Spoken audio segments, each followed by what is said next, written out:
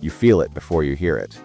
That alarm clock isn't just a noise. It's a debt collector banging on your bedroom door with a heavy fist. It's the first interest payment of the day. You're paying for the right to exist in a world that doesn't stop spinning just because you're dreaming.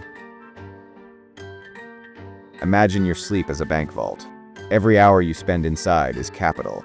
But the market is hungry. It demands a withdrawal. You reach out a heavy rubbery arm to kill the noise, but the cost of staying in bed is a debt you can't afford to let accumulate.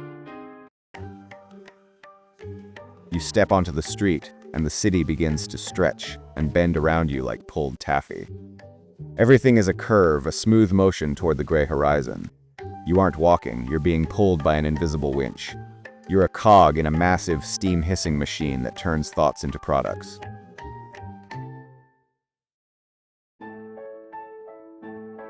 Picture the office.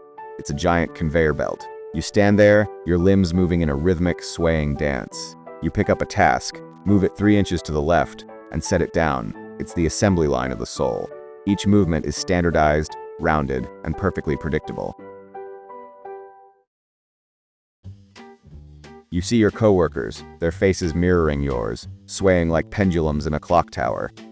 We aren't making anything tangible. We are making progress for the ledger. We are the grease in the gears, keeping the massive wheels of the great economy turning without a single squeak or a stall.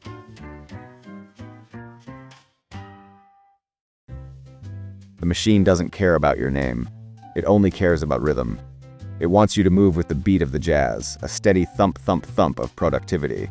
You are a shape in a sequence, a dot in a line, a unit of output in a sea of identical motion.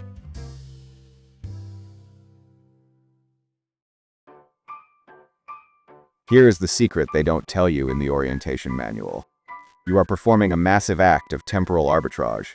You are taking your most precious non-renewable resource, time, and trading it for a piece of paper that says you can have things later. It's a trade of the now for the maybe. Think of it like a magician's trick. You put an hour into a hat, and it vanishes. In its place, a coin appears. But the coin is smaller than the hour. It's a shrinking return. You're trading the sunrise for a sandwich, and the sunset for a roof over your head. The math is rigged.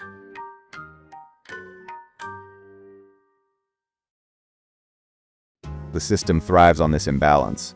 If you knew the true market value of your life in units of freedom, you'd never sign the contract. But the machine keeps the price of your time low by making the cost of your survival high. It's a beautiful, terrifying loop of economic gravity.